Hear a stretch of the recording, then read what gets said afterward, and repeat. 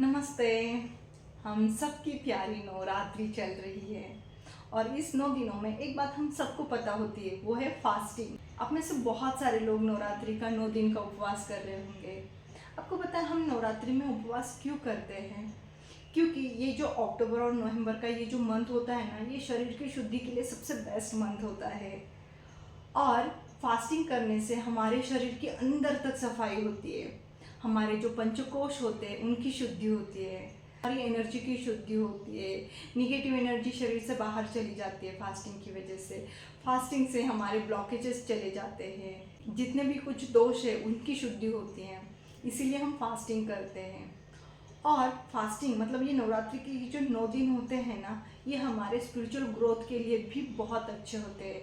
इसमें हम जितना मेडिटेशन योग साधना करेंगे ना, उतना हमारी स्पिरिचुअल ग्रोथ होती है। और यही बात हमारे पूर्वजों को पता थी, इसलिए उन्होंने नवरात्रि बनाई। क्या आपने एक बात नोटिस की? हमारे कल्चर की सबसे बेस्ट बात है कि हम सब मिलजुल कर एक दूसरे को फास्टिंग के लिए मदद कर रहे हैं। इन 9 दिनों में सभी और जागरण चल रहे हैं, लोग पाठ पढ़ रहे हैं, कोई मेडिटेशन कर रहे हैं, सब ग्रुप मिलकर फास्टिंग करते हैं। जूम मीटिंग पे हम सब लोग एक दूसरे को फास्टिंग के लिए मदद करते हैं। इस नवरात्रि के 9 दिनों में सभी और इतना खुशी का माहौल होता है, सभी ओर से आपको फास्टिंग के लिए इतनी सारी प्रेरणा मिलती है। इसलिए आपने देखा होगा जो लोग फास्ट करते हैं ना, वो लोग कहते हैं कि ये 9 दिन कैसे चले गए पता ही नहीं चला, बिल्कुल भी भूख नहीं लगती है। क्यों? क्योंकि सभी ओर से आपको एनर्जी मिलती है, सभी ओर आप वही स्टेटस देखते हो, सभी मैसेज में वही बातें चलती रहती हैं।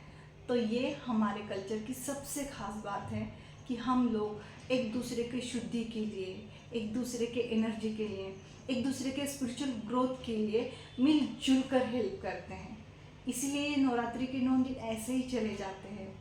नवरात्रि में जो फास्ट नहीं कर पाते, तो जितनी फिजिकल एक्टिविटी होती है उससे हमारी शुद्धि होती है।